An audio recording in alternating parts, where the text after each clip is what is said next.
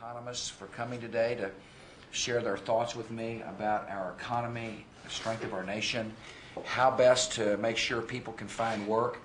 We had a great discussion about the plan that I laid out for the Congress to consider and to enact, a plan which focuses on job creation, a plan which recognizes that money in the consumer's pocket will help grow this economy, a plan that recognizes there are some long-term things we can do to make sure the investor feels comfortable taking risks in America.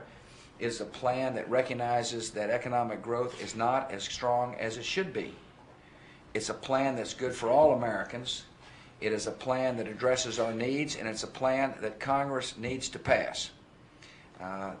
These economists can speak for themselves after they leave, but they have given good advice and sound judgment, and for that I'm grateful. I'll take a couple of questions. Ron?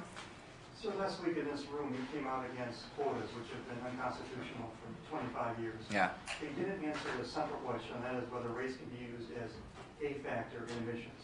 Dr. Wright says it could be, Colin Powell says it should be. What is your position? My position is that as the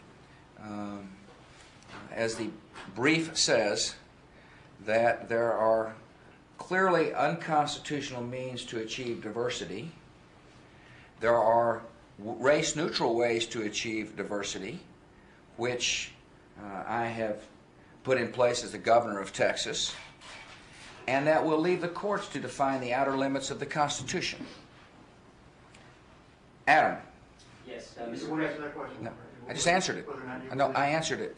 The courts will make the definition of the outer limits of the... And as Condi Rice said, she felt very comfortable in staying on national TV. The decision I made was the right decision. Adam? Thank you. Thank you, Mr. President. The French are saying they would block a UN resolution authorizing force on Iraq. Are you frustrated by these comments? Can you still reach a consensus?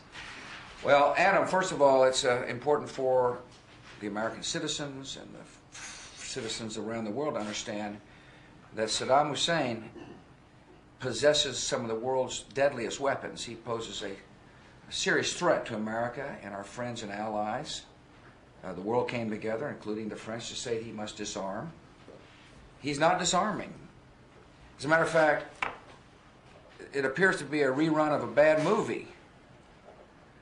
He's delaying, he's deceiving, he's asking for time, he's playing hide and seek with inspectors. But one thing is for certain, he's not disarming.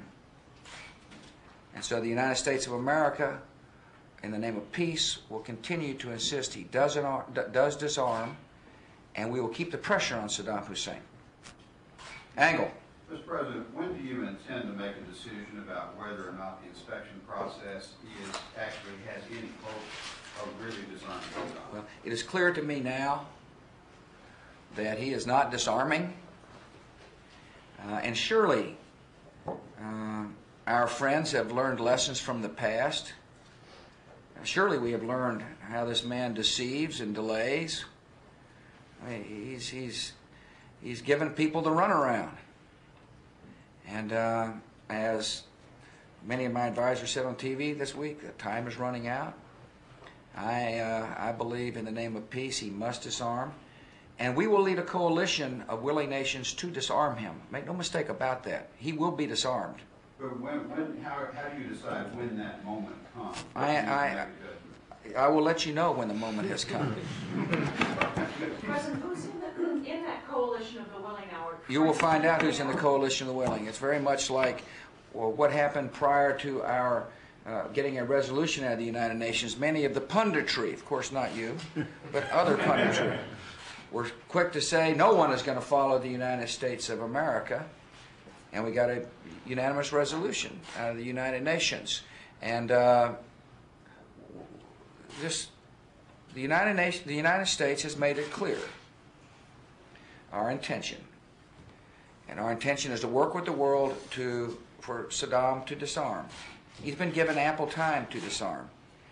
We have had ample time now to see that the tricks of the past, he's employing the tricks of the past today.